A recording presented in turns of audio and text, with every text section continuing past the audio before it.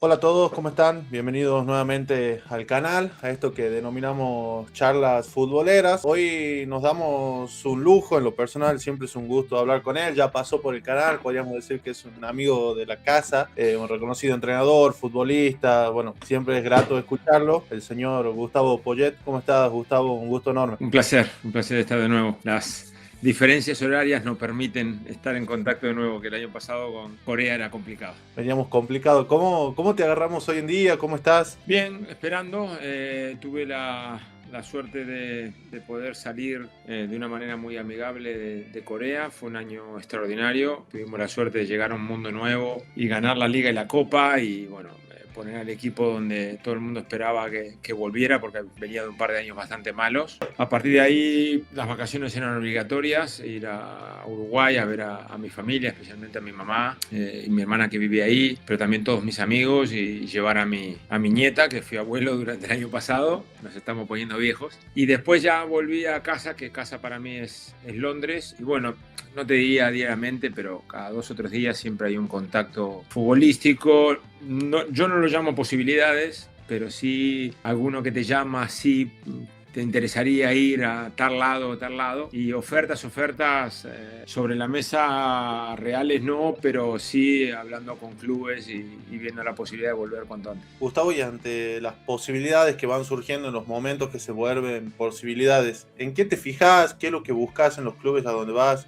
Creo que influye el tiempo. Mira, cuando apenas salí de Asia tuve una posibilidad de ir a Emiratos y el contrato era solo por 6 meses y yo en ese momento consideré que no era lo adecuado, sobre todo por lo que veníamos de hacer y por la idea de dónde queríamos ir.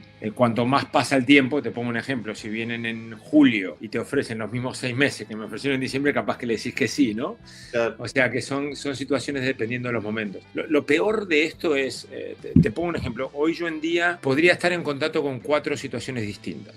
No ofertas, o sea, no confundamos, ¿no? Pero en contacto con gente que me están llamando constantemente porque se podría dar en cualquier momento. El problema que tenés con esas 4 ofertas que no las puedes poner arriba de la mesa y decir, ok, quiero esta, porque no son 4 ofertas, son posibilidades. Entonces, si vos te cerrás en una, a las otras 3 le tenés que decir que no y después por ahí esta no sale, ¿no? Claro. Ejemplo, me ha pasado de estar a punto de ir a un lugar en específico, perdona que no te puedo nombrar el equipo, pero que me llamaban la noche anterior y después de haber estado en contacto con ellos, ya sea Zoom y reuniones y llamadas telefónicas y el aspecto económico y todo, y te decían, ok, estate pronto mañana porque es entre vos y y después va ese. Claro.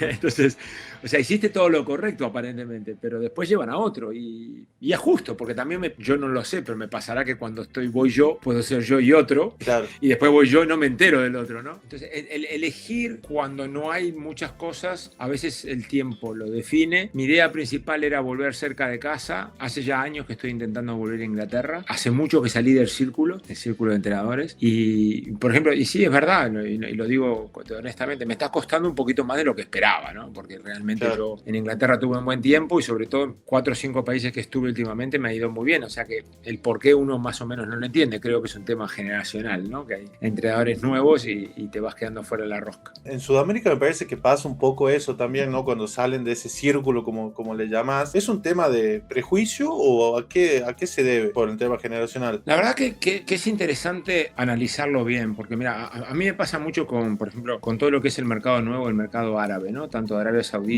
como Emiratos, como Qatar. Cada vez que hay una pequeña posibilidad, siempre la pega es que yo no trabajé en ese mercado. Claro. Y mi explicación es, todos los que están trabajando ahí extranjeros, la primera vez que fueron, no habían trabajado en ese mercado Claro. y los siguen contratando. O sea, para que tengas experiencia tenés que entrar. Y después les pongo el ejemplo de Corea, ¿no? O sea, yo a Corea fui de la nada, no conocía nada y fuimos y ganamos la Liga y la Copa con un equipo que el año anterior había peleado para descender. O sea, que es un tema más personal y de que te conozcan. Pero bueno, dependés de esas decisiones.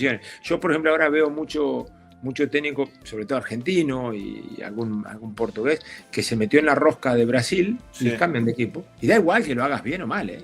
Ya estás en el mercado. O sea, esas son situaciones que uno las tiene que manejar, como que para mí me pudiera salir ahora otra oportunidad en Corea. Yo siempre digo, voy a volver a Grecia, porque me fue muy bien en Grecia. Pero después pasan los años y decís, capaz que no vuelvo a Grecia. Claro. Pero bueno, Claro. es una cuestión de lo que uno quiere. Y yo en eso soy muy particular, ¿eh? Soy muy particular porque a veces me llaman de algunos lugares y sencillamente digo que no y no empiezo ni la discusión. Y otros me gusta conocer gente, las analizo, las hablo con mi staff y ahí decidimos. Gustavo, y bueno, en Sudamérica dirigiste la U Católica, pero ¿te gustaría volver o no es algo que tengas en el corto plazo? No es una prioridad, no es una prioridad. Creo que, por ejemplo, yo cuando fui a Católica, que siempre le estaré agradecido porque tuve 6 meses muy buenos ahí, fue un tema muy personal. Yo cuando dejé de jugar al fútbol y volví a Uruguay, yo quería ayudar al fútbol uruguayo con mi experiencia europea como futbolista, y la contestación que siempre tenía de los clubes uruguayos y de la gente del fútbol era no, eso es dinero. Y yo le decía, no, yo no estoy hablando de dinero. Estoy hablando de otras cosas, estoy hablando de organización, estoy hablando de convencimiento, estoy hablando de el trabajo, la intensidad, bueno. Y me fui, me volví a Europa, fui asistente técnico, empecé mi carrera, Y cuando se dio la posibilidad de ir a Sudamérica, casi fui a Peñarol, estuve muy cerca, y después terminé en Católica, y fue lo mío, lo voy a intentar, lo que no me dejaron hacer en el 2005-2006, y tenían razón. No es posible. No es posible.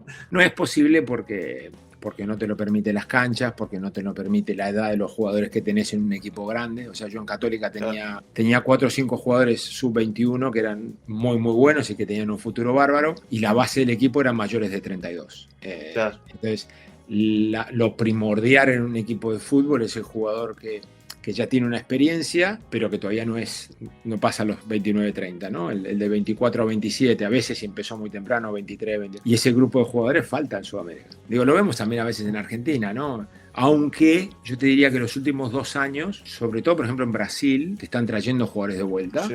Argentina intentó copiarlo un poco, ¿no? Con Paredes y con algunos más, pero en Uruguay cuesta más. En Uruguay, en general, el jugador uruguayo que vuelve, no vuelve con la posibilidad de seguir teniendo un contrato grande, sino que vuelve porque no está jugando, porque no lo quiere, ¿no? Es un tema más personal y familiar que económico. Yo creo que los jugadores que están volviendo a Brasil están volviendo a ganar mucho dinero, porque se está pagando muy bien en Brasil. Y eso ayuda a que tengas esa posibilidad de hacer cosas grandes, como lo que hizo Flamengo el año pasado, ¿no? Sin ir más lejos, pero con mucho dinero, ¿eh? Eso es mucho dinero. Y eso en Sudamérica pasa muy poco, son periodos. Bueno, incluso en Argentina pasa mucho que las joyitas que salen, por ejemplo, Mastantuono, no se terminan de asentar y se van por un tema también económico, aparecen otros mercados que, bueno, Argentina sufre un poco eso por cuestiones culturales y políticas también, la parte económica sobre todo. Sí, además son cosas que son difíciles de uno ponerse en la piel de ellos, porque yo, con mi experiencia ahora, si a mí a los 17, 18 años, como le pasó a Mastantuono, me viene a buscar al Real Madrid, me voy seguro. Claro. O sea, que no le voy a decir a él, no, quédate 2 años más en River, no. Claro. O sea, que en ese aspecto estoy totalmente de acuerdo. Pero sí es que llegás en inferioridad de condiciones. Yo, por ejemplo, a mí en Francia, mi primer equipo en Europa, no me fue bien. Y te puedo poner 28.000 excusas, porque muchas cosas. Pero quizás, con solo 1 año en primera en Uruguay, quizás, si hubiera tenido un par de años más, hubiera estado mejor preparado, ¿no? Claro. Mentalmente, físicamente, o sea, hubiera tenido otro tipo de experiencia. O sea, fui muy novato, fui muy joven, me faltaba todo, preparación física, acostumbrarme a viajar, ¿no? Viajábamos a todos lados, pero bueno. La idea es saber cuándo, pero no dejar pasar oportunidades, y eso es muy complicado. Gustavo, ahí hablabas de tu paso por el fútbol francés, conociendo tu historia, bueno, y ahí en Burdeos lo haces debutar a Tchouaméni, ¿no? Sí, una situación, a ver, se me dan 2 situaciones muy buenas en Bordeaux. A mí, yo estaba de vacaciones en Uruguay en enero de ese año y me llaman la posibilidad de ir a Bordeaux, me tengo que volver de urgente porque pierden un partido un martes, vuelvo, me reúno con el presidente en París, me contratan. Juegan un partido ese fin de semana con un técnico interino que lo ganan, que me vino de novela porque el equipo estaba muy mal, y con esos 3 puntos subimos un par de posiciones. Y me encuentro con un grupo de jugadores extraordinarios, que es para hacer un análisis más profundo por qué el equipo estaba tan mal, ¿no? Y a veces la gente no lo entiende. Vos podés tener un entrenador muy bueno, con mucha experiencia, con mucha capacidad de producir un juego que le guste a la gente o que esté acostumbrado a ese equipo, pero cuando no conecta algo con el jugador, no funciona. Y yo te digo que yo, cuando encontré la primera semana, entrenamos, estaba bastante, digo, no tengo mal equipo, ¿no? Y después, cuando ganamos el fin de semana, mi primer partido al Lyon, dije, me lo dije a mí mismo, ¿cómo puede ser que este equipo esté tan bajo en la liga francesa? Claro. Y bueno, tenía un recién debutado, llevaba 2 o 3 partidos, Jules Koundé, el jugador del Barça ahora, que tenía 19 años y lo jugué siempre, jugó todos los partidos 90 minutos, o sea que, Y después llegamos al verano y como el club estaba a la venta, que también es un tema que cuando yo estaba ahí me ofusqué mucho y me enojé, pero analizando desde afuera ahora, era lógico. El propietario que se iba no quería comprar jugadores porque él se iba. Claro. Vendía el club.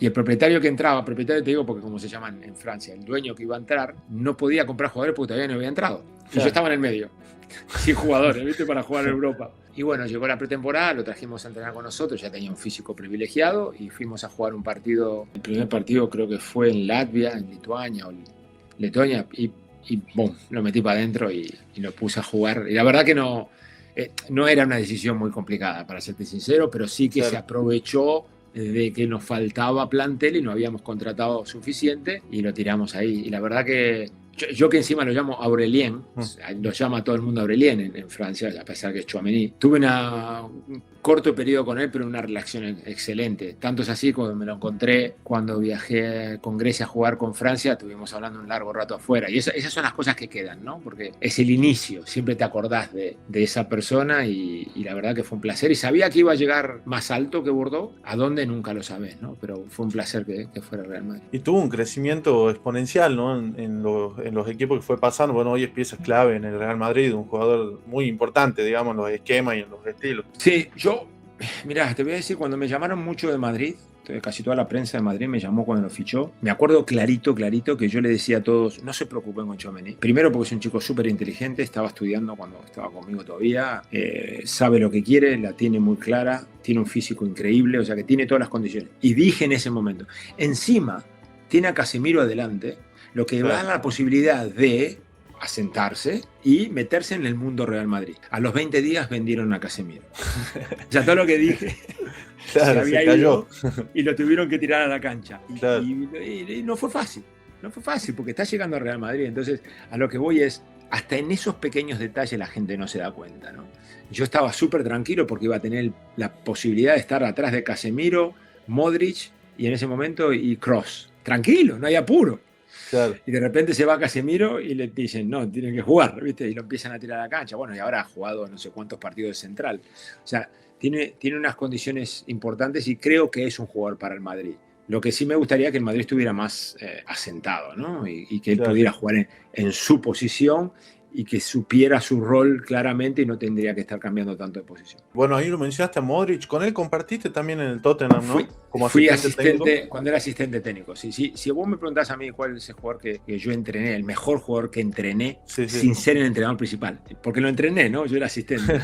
es sin lugar a duda Modric. Y te lo explico, de los jugadores que yo tuve ahí a los entrenamientos, creo que es el que mejores decisiones toma la mayoría del tiempo, ¿okay? O sea, es un jugador de muy buenas tomas de decisiones, de saber para qué lado hay que ir y la verdad que tiene como se dice en Europa, un balance impresionante, cómo se apoya, cómo sabe dónde está el juego y encima un chico extraordinario, pero extraordinario, no sabes qué buena persona que es y la familia o sea que sí, fue un placer compartir con Luka. Esa es la famosa velocidad mental, que a veces no hace falta correr tanto, ¿no? Bueno, Luka creo que es el ejemplo claro. Te lo voy a decir de una manera, y yo no lo sabía esto, ¿eh? Un día, cuando estaba en Uruguay, estaba por empezar a trabajar con Sergio Marcarián, un muy buen técnico uruguayo, y un día salió el tema de Zinedine Zidane, y Marcarián lo definió como el mejor jugador del mundo porque toma las decisiones correctas todo el tiempo. Claro. Y yo no me había fijado nunca en eso, ¿no? O sea,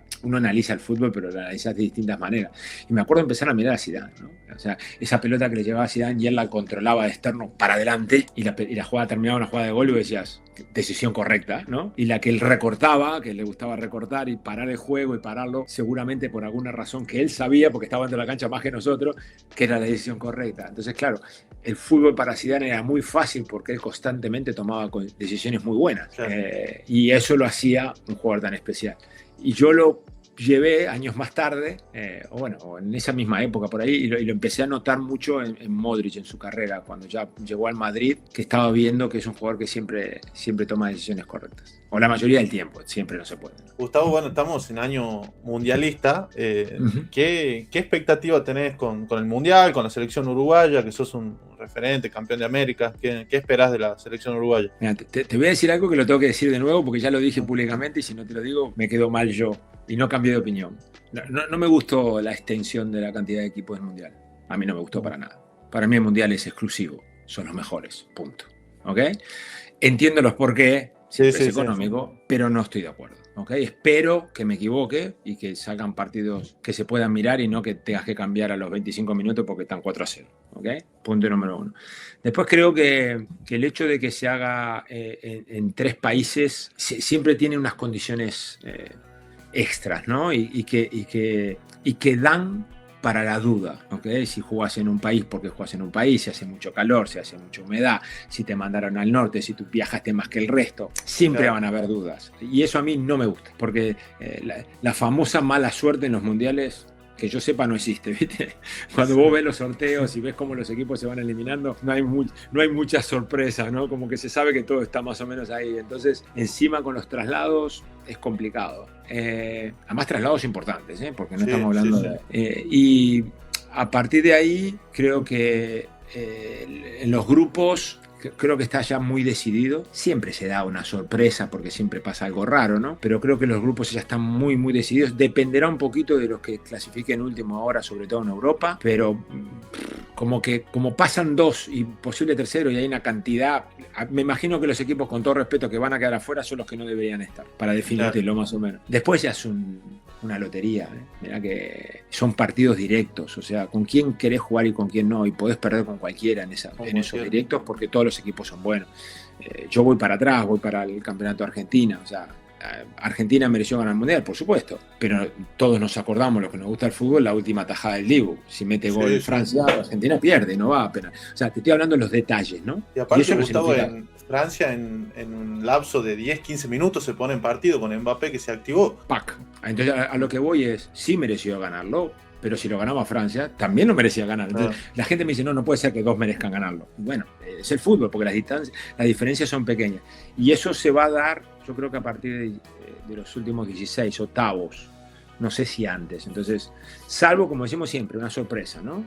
Que siempre pasa, siempre hay uno que queda eliminado, que no estaba en la ecuación o que pierde un partido que no debía perder. Pero creo que a partir de ahí es cuando se define y ahí hay los equipos que estén mejor.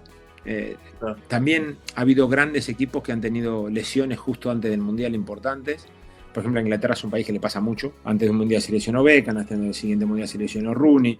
Juegan igual, pero no están bien. Después Harry Kane, me acuerdo de la final de la Champions, le pasó lo mismo. Los ingleses siempre tienen ese problema con los jugadores que se lesionan en momentos justos o inoportunos.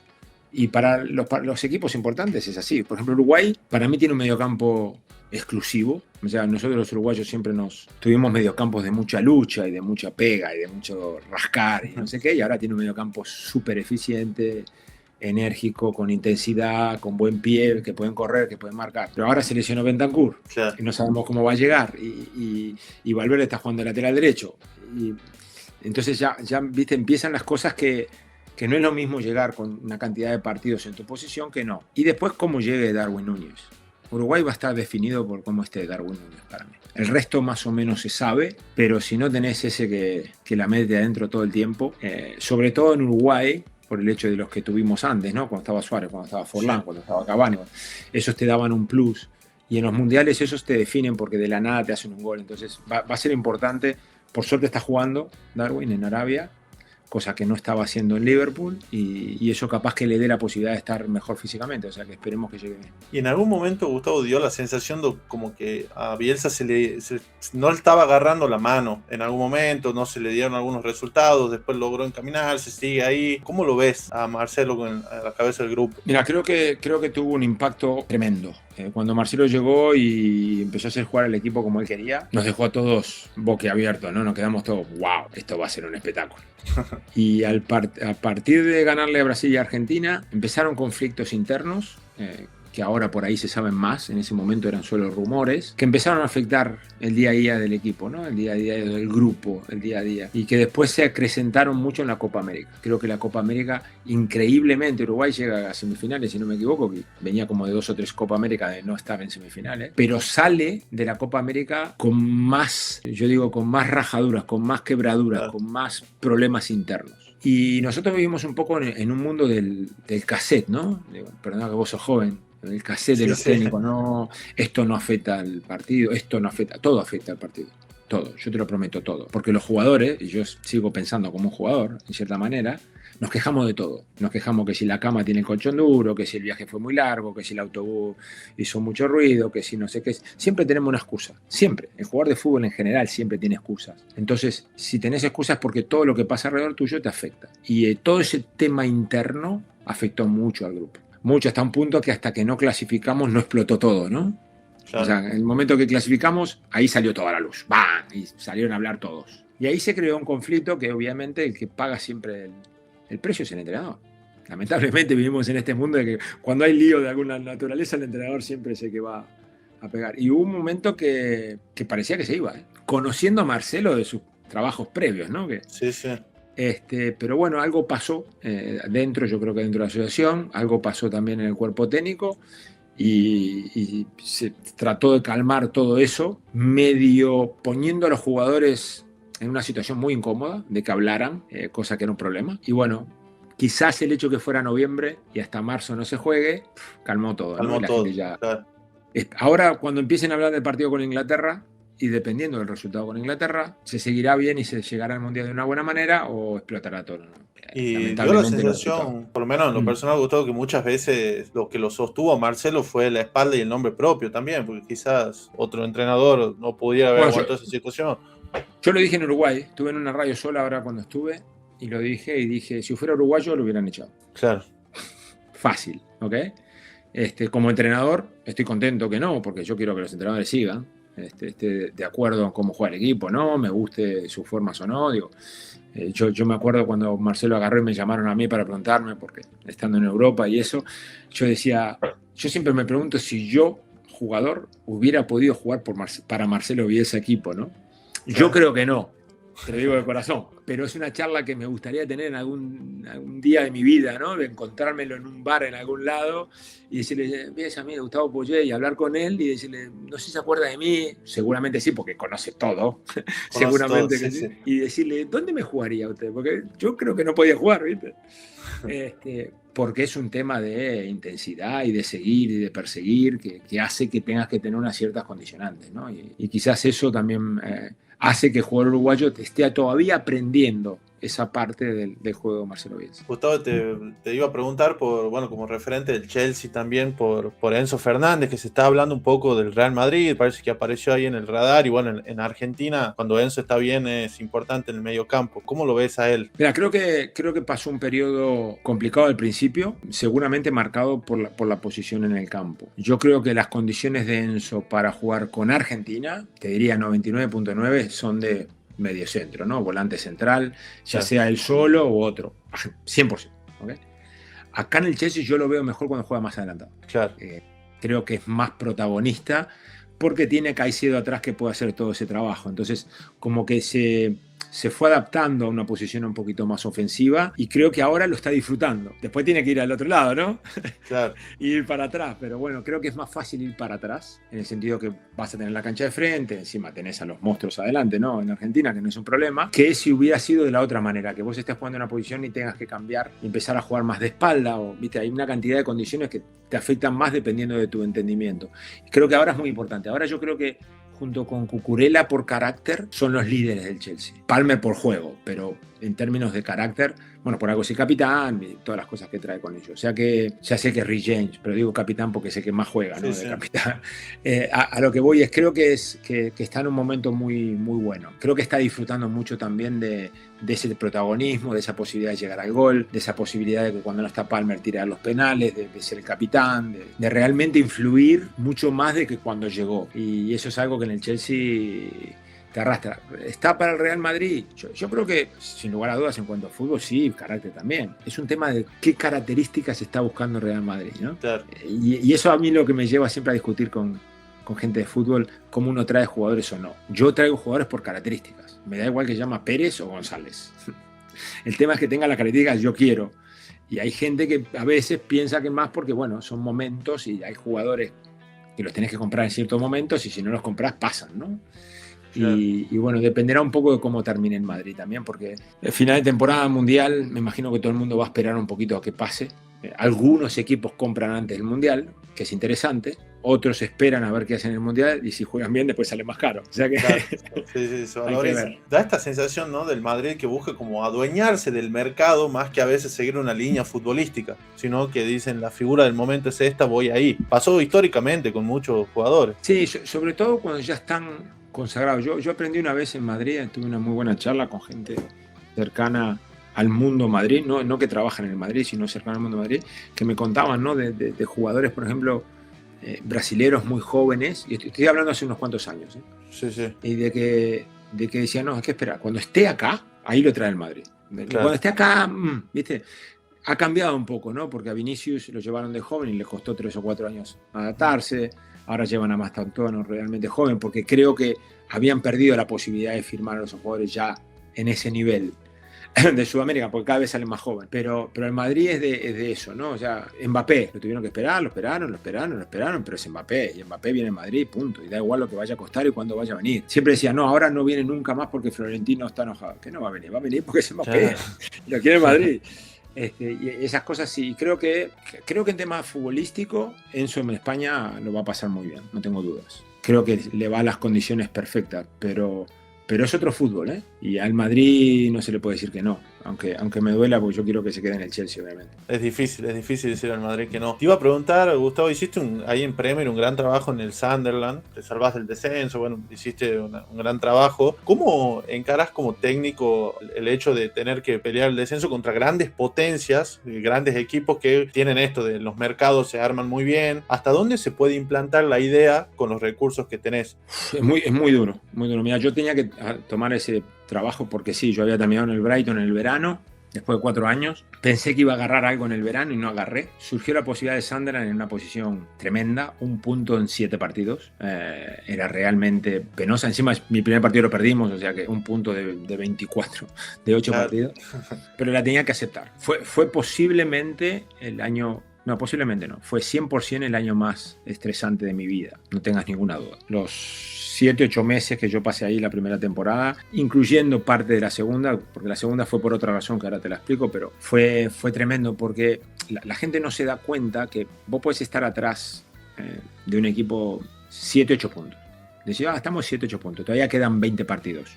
Fácil. Vos tenés que ganar 3 seguidos para cortar ellos tienen que perder los 3, pero después vos tenés que seguir ganando, claro, porque ellos van a ganar algún día, ¿no? O solo vos ganás. Entonces, no es que sean solo los 7 puntos, es la cantidad de partidos que tenés que ganar. Y si vos mirás cómo nos salvamos nosotros, que fue un milagro, te lo prometo, no hay explicación válida para la forma que nos salvamos. Porque nosotros teníamos una cantidad de partidos que eran ganables, que no ganamos, incluido el último antes que empezamos a sacar puntos con el Everton, que jugamos un partido muy bueno y perdemos 0-1 de local con un gol en contra, o sea, todo iba en contra, y teníamos que ir de visitante a Manchester City, que ese año salió campeón de liga. Teníamos que ir al Chelsea de Mourinho, que no había perdido nunca de local. Teníamos que ir a Manchester United, que el Sunderland no ganaba en liga después de 40 años, y después teníamos 3 partidos de local que yo sabía que 2 de los 3 los íbamos a ganar, o sea que 6 puntos hacíamos. Claro. Pero los 3 visitantes, durísimo, era soñar. No, escuché que era soñar, de verdad te lo digo, claro, no te estoy mintiendo. O sea, no le podíamos ganar a nadie de visitante, le íbamos a ganar a los 3. Y fuimos a Manchester City, y a los 3 minutos perdíamos 1-0. Y el segundo tiempo le dimos vuelta, nos pusimos 1-2 y empatamos 2-2. Y ahí hay un momento clave, que yo me gusta repetirlo, y perdona que me va a matar Oscar Ustari. Yo no estaba caliente porque habíamos empatado, porque nos empataron ellos en el último minuto. Pero por alguna razón Oscar Ustari pensó que yo iba a estar recaliente, conociéndome. Y me vino y me dijo, Gustavo, no le digas nada, estuvieron espectacular los chicos. Y yo lo miré como diciendo, no, ¿por qué? Viste, como, no me salió ninguna palabra y me quedé como diciendo, ok, todo el mundo piensa que yo voy a entrar al vestuario ahora recaliente porque empatamos, ¿viste? Pero me hizo pensar. Y entré al vestuario y digo, tiene un punto, Oscar. ¿Viste? Es la ambición propia del plantel, ¿no? Exactamente. De querer ganar. Entonces entré y le digo, ¿viste? Le decía, la puta madre, perdón. Digo, qué partido, no se mataron, muy bien, espectacular, A los 3 días jugamos en Chelsea. Y empezamos perdiendo 1-0, nos hizo gol de todo, nos estaban pasando por arriba, pim, 1-2. Le sacamos el invito a Mourinho después de 77 partidos local, y te vas ahí diciendo, puede ser. O sea, que no le puedas ganar a nadie y vayas al campeón y le empates, que te empaten, perdón, y que después vayas y le ganes al Chelsea y Mourinho. Y ahora juego local con el Cardiff, que voy a ganar. ¿Viste esos partidos que sabes que vas a ganar? Y le hicimos 4-0. Y después fuimos a Manchester United sin presión, porque nosotros teníamos 2 partidos más de local. Y le ganamos a Manchester United y ya el otro día casi nos salvamos. Si el Chelsea hubiera ganado un partido que empató, estábamos salvando con 2 partidos en mano. Imposible. Claro. ¿Okay? Y después nos llama. Ahora, ¿qué pasa? Te salvás, lográs algo que vale tanto como un título como entrenador, o más. Y vos decís, bueno, ahora sí, ahora es mi parte. Ahora voy a hacer mi pretemporada, ahora voy a tener mi equipo, las características de jugadores que yo quiero, y todo eso que lo haces porque renové contrato, me hicieron un contrato más largo, no pasa en el verano. Te voy a preguntar, te explico mi análisis, creo que lo vas a entender. ¿Qué tengo que hacer? ¿Qué tengo que hacer para que pueda tener una posibilidad real, justa, lógica, de sentido común? ¿Viste? ¿Por qué tengo que tener estos problemas cuando hicimos esto que era mucho peor? Por ejemplo, teníamos 3 jugadores en préstamo y los 3 eran claves. Marcos Alonso, lateral izquierdo, Ki, el coreano mediocampista, y Borini, que jugaba por izquierda y se metía para adentro. Y no trajimos ninguno de los 3 en el verano. No los pudimos comprar. Ya está, no podés ganar. ¿Me entendés? Claro. Entonces, todas esas cosas llevan a que, yo lo escucho mucho porque trato de mirar muchas cosas que pasan en Argentina, cuando vas a la conferencia de prensa y te hacen preguntas y vos tenés que responder, pero no podés responder, ¿no? Y esas cosas nos limitan a los entrenadores de cara a la opinión pública. Claro. Porque si nosotros pudiéramos decir la verdad pura y clara, después los aficionados sabrían cuál es el problema. Y quizás podrías tener un poquito más de tiempo, porque sabrían la verdad. Porque ellos se piensan que vos pediste A, B y C y te trajeron A, B y C. O te trajeron A, B y D. Y no. ¿Viste? No. Entonces, ese es un problema. Y después está el tema este famoso en Inglaterra, del manager y el coach, ¿no? El coach, callate, te traemos los jugadores, entrenalos y punto.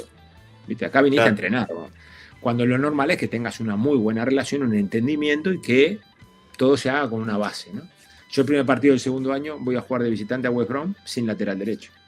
En la Premier League. Claro. Es inexplicable. Y me acuerdo que empatamos de milagro y cuando salí para hacer la prensa, la jefa de prensa me dijo, no digas nada del lateral derecho. Y yo le digo, porque empatamos. Porque si perdemos, lo primero que digo es el lateral derecho. Estamos en la Premier League, no tengo el lateral derecho, estamos todos locos. Por eso te digo que hay cosas que son complicadas en el fútbol y que lamentablemente estamos dentro de ese mundo y nos tenemos que manejar como sea.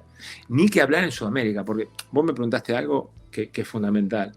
¿Dirigirías de nuevo en Sudamérica? En el tema futbolístico y de pasión, sí. En el tema del insulto, no. Y eso pesa más. Yo lo tenía, miraba a gente Independiente que le gritaba al técnico, había ganado. Y te lo miraba, sí. ¿Viste? Vos lo decís, estamos todos locos. ¿Estamos de verdad? Además, basta con esta estupidez de que no, porque están mal económicamente y van a la cancha a sacar. No, monstruo, no. Yo no voy a tu trabajo y porque no me lo haces rápido te digo, te puteo todo en una oficina. Porque es la misma, ¿no? Yo estoy haciendo mi trabajo, vos estás haciendo el tuyo. Entonces no llevemos esa fácil de populista, ¿no? Porque los que van ahí van a sacarse las calenturas de la casa. No vengas. Ahora, no podés decir no vengas. Se normalizó mucho la violencia, digamos, como si... A mí me pasó una anécdota bastante fea en Católica. O sea, yo fui a jugar un partido a Huachipato, con todo respeto para Huachipato, yo no había sentido nunca el equipo de Huachipato, o sea, no tenía ni idea, nunca había hablado de Huachipato, absolutamente nada. Y salimos a la cancha, estaba lloviendo torrencial, y a mí los aficionados de Huachipato me escupían y me puteaban todo. Y yo decía, ¿viste cuando decís, qué hice? ¿Por qué? ¿Qué tengo que ver yo? No tengo nada que ver, ¿viste? No estuve nunca acá, no hablé nunca de este equipo. Pero para ellos es normal, ¿viste? Te puteo, te escupo y vos decís... Y te quedas con una imagen de la gente de Huachipato que no es la correcta, porque seguramente el 99.9 son gente muy buena, pero te encontraste con los 3 mongos que pasé a ser los vivos, porque hay una reja, todo el partido, a la entrada, a la salida de entretiempo, a la salida del segundo tiempo y la termina del partido. Yo me quedé como diciendo, ¿viste? Y bueno, esas cosas, ¿de verdad vale la pena? Ok, necesito trabajar, vale, todos, ¿viste? Pasas por el filtro. Pero por suerte, digo, hay otras situaciones que tenés que decidir, si tenés posibilidad. Por eso el entrenador sudamericano cuando viene a Europa o cuando tiene posibilidad de ir a lugares como yo fui a Corea, que hay un respeto extraordinario, te acostumbras a eso y es una cosa contradictoria, pero es mal acostumbrado, ¿no? Porque después vas al otro lado pero bueno, es como somos, no vamos a cambiar ahora. Te debe haber pasado, me imagino, por un tema cultural en China también, ¿no? Esto que decís de Corea. Sí. A ver, el problema es que también hay una cosa que es muy importante que la gente entienda. El técnico en Corea es es una personalidad. O sea, vos tenés un coche de una cierta gama porque sos el técnico, vos tenés un coche de color, vos tenés un cierto respeto, vos tenés una cierta, o sea, una cantidad de cosas que llevan al técnico a estar en una posición que no es lo normal. O sea, Claro. y eso, a ver, yo lo noto de algo natural, no es que me guste, yo lo hago natural, a mí me gusta más ganarme ese respeto, pero todo parte de un respeto básico, ¿no? Después, si no gano y me tenés que decir algo, me puteás, bueno, me las tengo que comer, ¿no? Ahora que me putee el equipo contrario, cuando yo el equipo contrario ni lo conozco, ni hablé del equipo contrario, digo, me parece una estupidez, ¿no? Y todo eso es controlado porque les conviene, con todo respeto, les conviene a los políticos. Sobre todo en Uruguay, ¿viste? En Uruguay hay 500 nabos, 500 mongólicos, que todo el mundo sabe quién son, pero el gobierno no quiere que esos 500 mongólicos no estén en el fútbol, porque mientras tanto se hablan de los mongólicos y no se hablan de otras cosas. Claro. Es una cosa muy sencilla esa, o sea, no es que estamos en un país de 180.000 habitantes, somos 3 millones, claro. El fútbol van nada, pero bueno, todo eso es una consecuencia de formas de ser, formas de entender el fútbol, de entender la vida, que también te ayudan en otras partes de la vida porque tenés una pasión y una forma de ir en contra de la injusticia que, bueno, a veces se pasan para el otro. Gustavo, ahí en China te toca dirigirlo, bueno, Carlos Tevez, hablamos ahí de grandes jugadores que tuviste. ¿Cómo se gestiona la llegada de Carlos, que él estaba en Boca, había vuelto después de la Juventus y su gran paso por Italia? ¿Cómo se gestiona la llegada de él a China? Mira, a mí cuando me contratan a finales de diciembre, principio de diciembre, perdón, ya me habían dicho que estaban en contacto con Carlos Tevez. Era lógico, ¿no? O sea, por supuesto. Después empezó a extender porque él estaba terminando de jugar y porque creo que, no me acuerdo si no se casó ese verano, en Colonia. Sí, no sé si se casó. Y después me acuerdo que como nosotros íbamos a empezar una fecha y después nos propusieron la fecha, Carlos me pidió para venir más tarde y bueno, lo acordamos que venía más tarde. Creo que los dos fuimos, estoy buscando una palabra porque no quiero quedar mal por una razón sin saber. Creo que los dos nos creímos una cosa que realmente no pasó, ¿no? Porque no quiero decir que engañaron o nada, pero como que nos dieron a entender que íbamos a tener un equipo, tanto a mí como técnico, como a él como jugador, para ganar la Liga, ganar la Champions League, y nos encontramos con otra situación, ¿okay? No tan clarita, ¿no? Y creo que eso hubo un momento en la temporada, después de 3 o 4 meses, antes de lo que es junio por ahí, que los dos nos dimos cuenta, ¿viste? Y eso, sobre todo en el carácter de Tevez, te influye, yo siempre lo pensé, el tema mental, y él se lesiona un poquito de gemelo, se recupera bien y cuando vuelve juega un partido bárbaro y a la siguiente semana se vuelve a lesionar. Y eso era todo un tema de estar en un lugar en el cual no estás disfrutando del fútbol, completamente del otro lado del mundo, a pesar de que tenía todo el soporte familiar y de amigos, pero que fue complicado. Y yo fue uno de los equipos, por ejemplo, que de la manera que yo entreno, y me gusta entrenar y me gusta plantear los partidos, como que menos influencia tuve, como que no le diste la vuelta al equipo, a pesar de que estamos en semifinales de Copa cuando yo me pedí para irme y ganaron la Copa, o sea que logramos el objetivo de clasificar a la Champions League, que era ese, ¿no? Pero el equipo no era exactamente, no te voy a decir el equipo porque si no parece que estoy hablando de los jugadores, creo que el fútbol chino no era lo que nosotros esperamos que podía ser con la cantidad de buenos extranjeros que había. O sea, eso te iba a decir, ¿no? Porque estaba Carlos, Gio Moreno, Guarín. Gio Moreno, Guarín, cuando yo llegué eran figuras absolutas y siguieron siéndolo porque estaban muy acostumbrados, muy metidos en el equipo. A Carlos le costó un poquito más. A mí, yo soy un técnico también que quizás un poquito de la vieja generación. Yo sí veo que si no le puedo sacar algo al equipo de la manera que yo quiero y el equipo no está donde por ahí piensa la gente que debe estar, yo me voy. O sea, no soy esos tercos que dicen, no, la culpa la tiene que llovió, el árbitro, el otro. ¿No? Sos sincero con vos mismo, Diego. Yo en Católica arranqué excepcional, gané la Supercopa, un partido histórico porque perdíamos 2-0 en el minuto 60 y lo ganamos 4-2, fue un espectáculo, mi primer partido. El equipo estaba más o menos, pasamos la Copa Libertadores del grupo por primera vez en 10 años, con Argentinos Juniors, pasamos y quedó fuera Nacional de Montevideo y Nacional de Medellín. Y hubo un momento que perdimos un par de partidos y le dije al presi, me parece que necesitamos un cambio. O necesitamos un cambio de traer 3 jugadores y echar a 3, que no lo van a hacer, o me necesito ir yo, ¿viste? Y al principio para ellos fue como, ¿viste? Un técnico pidiendo para irse. Yo no tenía nada, me quedé sin equipo como 6 meses, o sea que no es que tenía un equipo. Y me fui y se quedó el que estaba ahí y ganó la liga. O sea, porque soy ahí. Lo mismo pasó en China. O sea, en China yo llegó un momento de subir y digo, pero si basta, no puedo ver. No es mi equipo. Yo no puedo estar sentado ahí cobrando y el equipo se parte completamente. Los 4 de arriba no bajan. No, no. Y al principio, no, por favor, quédate, quédate. Y a las 3 semanas dije, no, basta. Y me pagaron todo, fueron unos cracks, ¿viste? Y inclusive me quedé por un tema impositivo. No podía abandonar China. O sea, que me tuve que quedar 2 meses sin trabajar en China. Claro. Y me invitaron a la final. Fui a ver la final, era Claro. partido de local y de visitante, fui a ver las 2 finales. O sea, la relación fue espectacular. Pero no me gusta estar en un lugar de caprichoso, ¿viste? Estaba. Ok, me vas a entender, mi situación económica me lo permite, ¿no? Hay otras situaciones que son distintas. Pero yo soy de esos técnicos que si soy yo el problema o veo que puedo ser yo el problema, yo lo hablo con el club abiertamente. No me pongo caprichoso. Pero también de otra manera intento de que entiendan cuáles son las características que necesito para facilitar mi trabajo, digamos, ¿no? O sea, si vos tenés un juego, no sé, ¿qué te voy a poner? Laterales que marcan, que pueden defender mano a mano, uno contra uno, que sabes que van a estar en ciertas posiciones, que van a cerrar, después juegan, espectacular, la pasan bien, espectacular. Van al ataque, si pasan por atrás, tiran centro, meten goles. Dámelo, Cafú, dámelo a Roberto Carlos. Claro. Pero a veces dice, no, que es muy bueno, tira centro, pero defiende. Porque que yo sepa, el lateral derecho en el fútbol es un defensor todavía, hoy en día. Porque porque hoy en día lo que hacen la diferencia, y lo estás viendo cada vez más, ¿no? En el fútbol, juegan, y se la dan a los extremos para que desnivelen, ¿no? Sí. Tenés que tener jugadores que defiendan a esos que desnivelan. Digo, vos jugás contra Mastastuono sabe que te va a venir y quiere ir para adentro, quiere ir a la izquierda y lo tenés que defender. ¿Cuántas veces dijimos hay que defender a Messi y no dejarlo ir para adentro? Sí. Y va para adentro de igual, ¿no? Sí, sí. Porque te pasa. Bueno, pero esas cosas son cosas lógicas y a veces en el fútbol no se dan porque tienen otras prioridades, otras cosas que no se pueden decir públicamente. Me estaba acordando, Gustavo, de una anécdota que lo escuché contar a Héctor Cooper, que con respecto a Messi, que bueno, jugaba con el Mallorca, si no me equivoco él, y le dice a los jugadores que traten de taparle la izquierda a Messi para llevarlo hacia la derecha.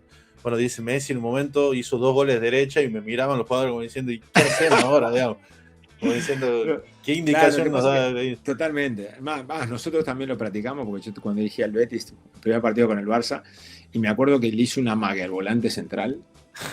Es que se la comió todo el no camp, todos nosotros en el banco, y todos pasamos peteo, y fue para la izquierda de todas formas y metió gol. O sea que dentro del juego vos después estás jugando, no podés ir y decirle, no, yo te dejo por ahí como vos dijiste, y pasá y mano a mano con el golero. Porque a la mínima que te pones un poquito en una posición intermedia, te elude para adentro igual, porque es Messi. Igual. Y esas cosas son... Sí, son explicadas. Yo ese partido con Messi me acuerdo claramente porque íbamos 1-1, minuto 40 primer tiempo, y yo estaba, wow. Y como digo yo, con todo respeto para Messi, se despertó el enano y se acabó el partido. Se acabó. Cuando hicimos 3-1, empezó el segundo tiempo, Suárez, 5-1, minuto 60 y pico. Digo, esto va a ser un desastre.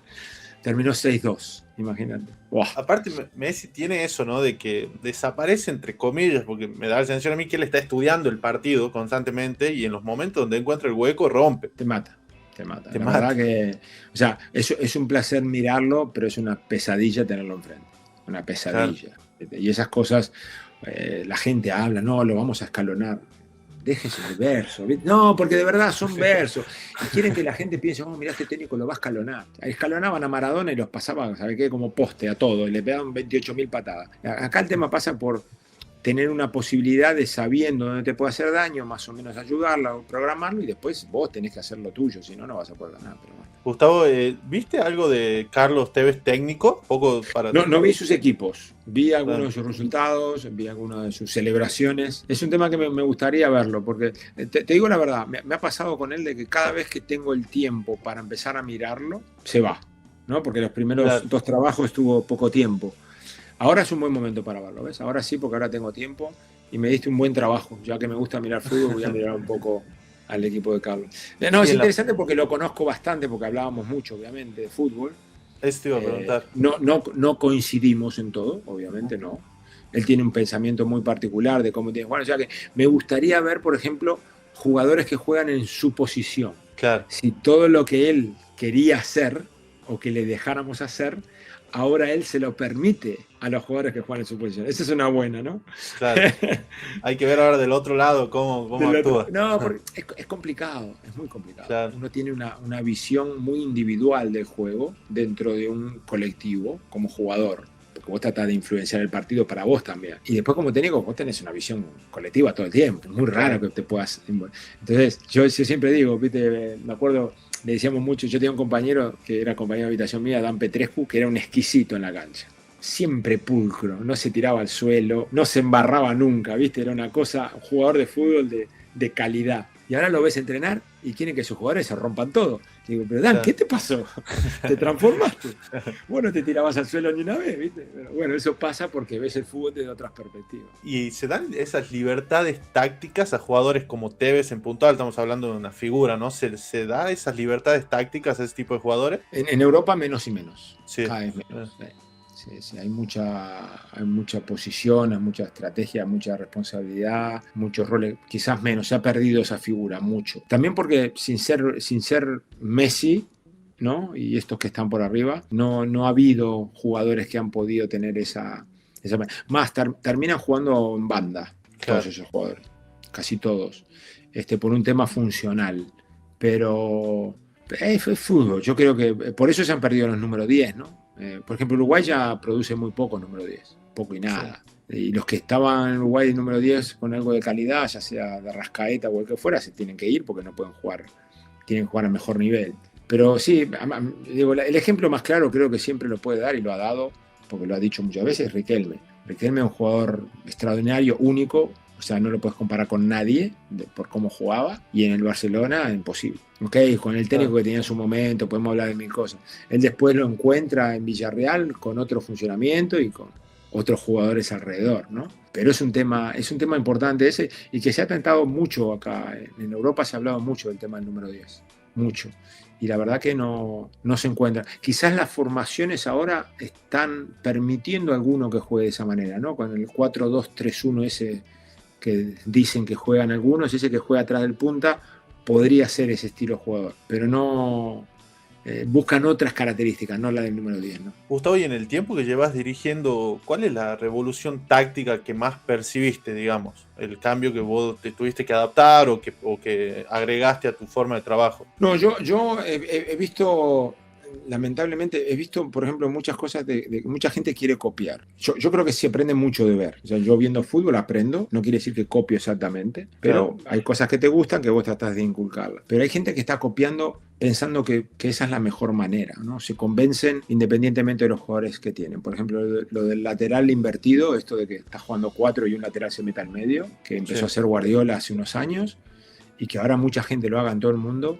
Se tienen que dar cuenta que ese lateral tiene que tener unas condiciones de entendimiento de juego increíble. No es cualquier lateral. Claro. O sea, no es cualquier lateral derecho que se puede meter. Mira, yo te voy a poner un ejemplo bien claro con Guardiola mismo. Guardiola tenía el mejor lateral del mundo para mí en su momento, que era Kyle Walker. Y Kyle Walker no era el lateral que iba al medio. Porque él de espalda no estaba cómodo. Y no entendía cuándo no y los ángulos. Empezó a meter a Stones, empezó a meter al central en el medio para que jugaran los otros tres. Entonces yo lo que voy es, eso de copiar tenés que tener cuidado, porque también está el problema de que cuando vos tenés un equipo de la calidad que tiene Guardiola, y ojo que él ha tenido que adaptarse también, vos sabés que en un porcentaje muy alto del tiempo no vas a perder el balón. Claro. Entonces tu lateral estando fuera de posición, no pasa nada. Ahora, en tu equipo normal, el mediano, el average, los mortales, vas a perder la pelota. Y ahora, cada vez que perdés la pelota, tenés una transición con el extremo del lateral tuyo que se metió para adentro, que no sé qué historia. Y ahora te empiezan a crear peligro. Entonces, por eso te digo que depende de muchas cosas. Y eso lleva años, pero sobre todo lleva calidad del jugador. El jugador tiene que tener el entendimiento para hacer ese juego. Y te lo defino con otras dos cosas. Lam, el lateral derecho del Bayern Múnich. Guardiola lo puso en el medio, un fenómeno. ¿Puso alguna vez Guardiola a Puyol en el medio? No. Y porque son distintos. No me compares. ¿Me son distintos jugadores. Uno te da algo espectacular atrás y el otro te puede dar otra cosa. Entonces tenés que tener esa flexibilidad. Y hay muchos equipos en el mundo que hoy yo los veo jugar y lateral inverso, no sé qué, se meten al medio y digo, están inventando ya. Y eso a mí no me gusta. Gustavo, le pasó, tomando como ejemplo, perdón, ¿no? Me venía Mascherano, quizás al revés. Llega de volante central a Barcelona y Guardiola le dice vaya atrás y lo hace central. Porque es un tema de ángulos. Vos pensás que hay pocos jugadores que tengan tan poco desplazamiento en la cancha como tenía Busquets, Claro. pero al mismo tiempo controlaba el juego, porque tenía un entendimiento de los perfiles y de dónde estaba el espacio y dónde estaba el jugador libre y dónde tenía que jugar y cuándo jugar un toque y cuándo jugar a dos, que le permitía jugar en esos espacios prácticamente caminando, ¿no? Claro. Y de repente vos podés poner a Mascherano que puede correr 6 días, Sí. ¿te crees? Pero que tiene otras características. Entonces es mejor que esté de frente y que tenga la posibilidad de tener que cubrir muchos espacios cuando pierden la pelota. Por eso que lo de Guardiola es específico y es complicado, porque yo lo admiro mucho y creo que el Barcelona de Guardiola para mí fue el mejor equipo de fútbol que yo vi en mi vida, pero al mismo tiempo, y se lo he dicho a Pep, rompió el fútbol, ¿no? Porque todo el mundo después lo quiere copiar, pero no con la calidad de los jugadores que tenés vos, ¿no? Entonces eso es lo complicado. Bueno, Gustavo, para no robarte más tiempo, la verdad que podríamos estar hablando horas de fútbol por lo que veo, que a mí me encanta, y sobre todo escucharte, que sabes mucho de la parte táctica, todo. Siempre cerramos con los invitados con un pequeño ping-pong futbolero, de preguntas y respuestas. Te pregunto, ¿un estadio para jugar? A mí siempre me gustó el Wembley, el viejo Wembley. El viejo Wembley. ¿Un gol especial en tu carrera que hiciste? Todo el mundo se acuerda de uno, que es el que le hice al Sunderland, que fue una medio bicicleta, porque fue el más espectacular, pero para mí fue muy especial el de la Supercopa Europa al Real Madrid. 1-0, ganar la Supercopa Europa, en aquel Chelsea en el 98, al Madrid campeón de Europa, y hacer el gol de la victoria para mí fue el más importante. Además no había hecho nunca goles en finales, y ya estaba un poquito traumado, ¿viste? Siempre en semifinales, en cuartos de finales, ¿no? Nunca en finales. Digo, ¿qué pasa acá? O sea que ese también me desbloqueó un poquito. Y bueno, y la pregunta que venía era el gol más lindo. El que más dijiste, lindo, hice un golazo. Sí, que no tengo explicación, porque no era una jugada que yo entrenaba, claro. No era una cosa que tenía dentro de mi repertorio de saltar de frente al arco y hacer como una bicicleta, pero que en ese momento del partido Gianfranco Sola me hizo correr, como diciéndome con la mirada, vos corré, que no te preocupes, que la pelota va a caer adelante tuyo, tal cual, la cuchareó por arriba de todos, me cayó ahí, hice ese gesto y como fue adentro quedó en la historia del fútbol inglés. O sea, yo te digo que hay gente que me para por la calle y parece que solo hice ese gol. No, el gol al Sunderland. Yo le digo, ¿viste? Pero, o sea que sí, quedó marcado ese gol en las ligas, ¿no? Tuve mala suerte de hacerlo el primer partido de liga, en agosto. Porque todo el mundo dice, si lo hubiera hecho al final era el gol del año. Pero como hizo el primer partido de liga no se acuerda nadie. Pero bien. Un rival que te costaba, un jugador o que te pegaba, ¿viste? Te tenía ahí. Mira, no, un rival que me costó siempre fue el Barça de Johan Cruyff. Oh. Yo estaba en Zaragoza y perdí de todos los colores con el Barça. Y intentamos todo, intentamos guerra, intentamos presionar alto, intentamos meternos todos atrás, intentamos hacer tiempo, y perdíamos siempre. Salvo un partido que le ganamos, que es famoso en Zaragoza, 6-3, que fue un partido tremendo. Sí, el Barça ese era insoportable, no te la prestaban. Para hacer los años 90, claro, que no existía todavía un juego como el de ahora, no te prestaban la pelota, eran insoportables. ¿Un equipo que te dé gusto mirar hoy? ¿Que te sentás y lo mirás con gusto? ¿O que te representa quizás? No, mira, a mí me gusta mucho, últimamente me está gustando mucho la Roma. Me gusta mucho el entrenador de la Roma, que era el entrenador de Atalanta. Y vi 2 o 3 partidos este año, y sobre todo uno que jugaron en Europa contra Panathinaikos, y se quedaron con 10 temprano en el partido y hicieron un partido extraordinario. Más, me enamoré de un par de jugadores que vos decís lo fácil que es en el fútbol. Para un partido te están mirando la persona indicada y lo haces de una manera especial y ya está. Claro. Y yo siempre le digo a los jugadores, se lo digo mucho a los jugadores míos, por ahí este partido te parece insignificante, pero capaz que hoy está la persona ahí en el estadio que está buscando a ese jugador y podés ser vos, puede ser tu día, ¿viste? La Roma me gusta, pero me gusta mucho el técnico, te diría. Gamperini, no lo pronuncio nunca bien, pero me llama la atención que haya hecho tantos años en la Atalanta de una manera espectacular y ahora haya llegado a la Roma y ya lo esté haciendo jugar así. Gustavo, ¿una camiseta que hayas intercambiado, que sea especial? Sí, por las razones más equivocadas, te voy a decir. Tengo una camiseta de Lothar Matthäus, de Alemania, porque Uruguay se había comprometido a jugar un partido amistoso con Alemania y en Uruguay había un lío tremendo y la selección se había disuelto y todo el mundo estaba peleado con todo el mundo, y un técnico interino tuvo que llamar a 20 jugadores para ir a jugar el partido en Alemania. Y yo estaba en Zaragoza, me llamaron, no había jugado nada, casi nunca en la selección. Digo, claro que voy, ¿cómo no voy? Y me fui a Alemania, parecíamos un grupo rejuntado del colegio. Y en el minuto 60 perdíamos 5-0. Uf. Y yo me quería matar. Y en un español mezclado con alguna palabra italiana que en ese momento yo no hablaba ni nada, le decía a Lothar Matthaus, que estaba en el Inter. Lothar, Claro. tranquilo, le hacía yo, tranquilo, 5-0. Y te pará, monstruo. Y para serte sincero, empezaron a jugar un poquito para los costados. O sea que en aquella época todavía se manejaban los partidos adentro de la cancha. No creo que se acuerde la tomate. Y me acuerdo de terminar el partido y ir a decirle gracias. Y me imagino que se pensó que quería cambiar la camiseta. Cambió la camiseta. O sea, bueno, tremenda camiseta. Bien.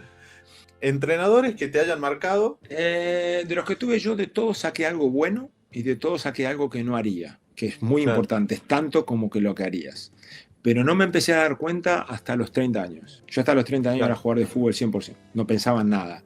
Y un día pasó un compañero de entrenador y dije, uy, esto me puede pasar a mí. Y ahí empecé a prestar atención a los por qué. Todos los entrenamientos, todas las pequeñas partes de entrenamiento tienen un porqué. Mira, a nosotros nos gusta, por ejemplo, hacer algo después de un táctico divertido, porque el táctico te rompe la cabeza. ¿Viste? Entonces, vos haces toda la parte táctica, el trabajo que querés hacer, sea lo que sea, ofensivo, defensivo, no sé qué, pero que es la parte esa fea que al jugador no le gusta tanto, terminar con algo, ¿viste? Un campeonato, algo, ¿no? Que le dé al jugador que se va a casa bien y que no se va muerto a casa, ¿no? Y lo contrario, por ejemplo, no hacer nunca técnica si estás trabajando un poco la técnica en pretemporada o lo que fuera, cuando hay mal tiempo. O sea, hay mal tiempo, hay viento, hay lluvia, no me pongas ahí 2 contra 2 pasándome la pelota. Haceme algo más intenso, que me estoy muriendo de frío, me estoy mojando todo. Pero que me ha pasado como jugador de hacerlo y estar diciendo, no, hoy no, viste, si está loco el técnico hoy. Y yo apuntarlo en aquella época para no hacerlo cuando fuera entrenador. ¿Un equipo que estuviste cerca de jugar y que no se dio por distintos motivos? Peñarol, 7-8 veces. Toda mi carrera juvenil, todos los años iba a ir a Peñarol y no fui nunca. Y cuando llegué a primera iba a ir a Peñarol y no fui nunca. Y para dirigir también, me comentaste, ¿no? Al pasar. Sí, para dirigir fue en la pandemia. Me llamaron y mi staff en ese momento no quería moverse con el tema que había mundial de la pandemia a Uruguay por ciertas condiciones. Increíblemente, 2 meses después, un par de mi staff sí vinieron a Chile. Claro. Pero bueno, solo no iba. Claro. Te cuento, a mí me han ofrecido muchos trabajos solos, o me han ofrecido trabajos de ir yo solo con un asistente, y últimamente les digo que no es un trabajo mío, es un trabajo de equipo.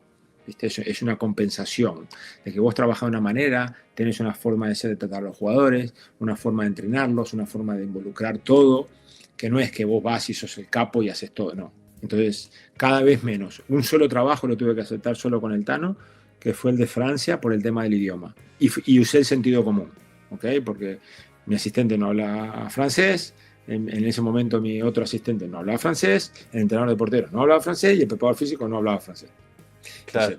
Entonces, no era lógico. Y decidí, porque era Bordeaux, ir igual solo como asistente. Y la verdad que nos fue bastante bien. Pero bueno, ahora la situación es distinta. Gustavo, bueno, agradeciéndote por esta hermosa charla futbolera, como le llamamos, espero que te hayas sentido muy cómodo. Es un placer, hablar de fútbol siempre hay algo que se aprende, o sea que muy bien. ¿Algún mensaje que le puedas dar a la gente que nos vea y nos escuche? Mira, me gustaría decirle sobre todo a los que son bien aficionados, los fanáticos, que piensen en los por qué. O sea, cuando el técnico hace un cambio, no te calientes porque pone el que no te gusta y vos querés que ponga al otro. Eso está bien, todos tomamos decisiones, pero el entrenador tiene un porqué. Y lo principal es ver si el porqué de esa decisión del técnico te hace ganar el partido. Nosotros vivimos de decisiones, ¿viste? La más sencilla, faltan 5 minutos, vas ganando 1-0 y se ponen de moda además. ¿Pones otro defensa para defender 1-0 y cerrás el partido? ¿O pones un atacante rápido para ir en contragolpe porque te van a dejar espacios? Es una decisión totalmente correcta, las dos. ¿Cuál es la buena? Después que la hagas y ganes, te digo si es buena o no, o si te equivocaste. Porque ahora es muy fácil decirla, pero nosotros vivimos de resultados. Entonces, es todo un instinto que tenés, es toda una cosa del jugador que tenés, es cómo está jugando tu equipo, es una cantidad de cosas que pasan para que vos tomes una decisión u otra, totalmente drásticas, contrarias, pero tiene siempre un porqué. Entonces, si vos mañana querés que cambien al delantero centro y no lo cambian, pensá por qué. ¿Por qué? Ya sea porque lo necesitas en el área para defender un córner. Da igual que sea el delantero centro. Hay un porqué, no es un capricho. Y después, si ganás, reconocele el porqué al técnico. ¿Me entendés? Ahora, ¿perdés? ¿Se equivocó? Yo me equivoco 1000 veces. Yo le digo a los jugadores, yo soy el que me equivoco primero. porque yo armo el equipo. O sea que antes de empezar el partido ya me puedo haber equivocado. Y a mí me gusta analizarme a mí, y después de 15, 20, 25 minutos, generalmente le digo al Tano, no me equivoqué, ¿no? Estamos jugando espectacular. Claro. O empezamos mal, ¿eh? Algo nos equivocamos. Porque esa es la razón. Juega el rival, juegan todo, pero los por qué. Acuérdense de por qué un técnico hace una cosa u otra. Bueno, Gustavo, hermosa charla futbolera y bueno, te Muchas agradezco gracias. muchísimo y te mando un enorme abrazo desde Argentina. Igualmente, saludos para todos los que nos escuchan. Un abrazo grande.